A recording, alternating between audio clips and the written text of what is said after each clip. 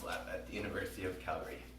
Today we're going to be taking you through the lateral raise exercise from the ACE home-based maintenance program. Just a disclaimer to make sure to check out the disclaimer on our website before engaging in any exercise. The lateral raise is an exercise that mainly works your shoulder muscles, which are your deltoids throughout here.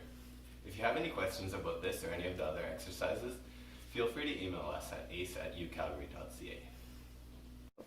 So to set up for the lateral raise, we're going to stand with our feet at shoulder width, our knees slightly bent, and our arms at the sides of our bodies. We're going to make sure to keep our core engaged so that our body stays in a straight line, and we're going to make sure to relax our neck, so roll those shoulders down and back to stay relaxed in there. Then we're going to bend our arms for the easier version to about 90 degrees, and to start the movement for this one, you're just going to breathe out and bring your arms as high as you can to your sides, and then slowly lower them back down.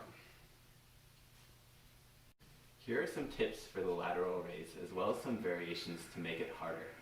The first tip is only lift your arms as high as you're comfortable with, to a maximum of 90 degrees.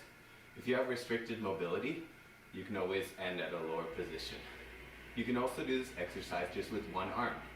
So if you have restricted mobility in the left arm, you can just go with the right side, like so. So the variations are as follows. The first one is with your arms bent, raising and lowering. The second one, we're going to keep our arms straight, raising and lowering, always staying relaxed in the neck. Third variation is with a resistance band. So we're going to stand on the resistance band, making sure it's tight, stand up straight, and then lift to the sides. And finally, if that's still feeling too easy for you, you can always grab some weights or things you have around the house, stand straight and lift to our sides and back down.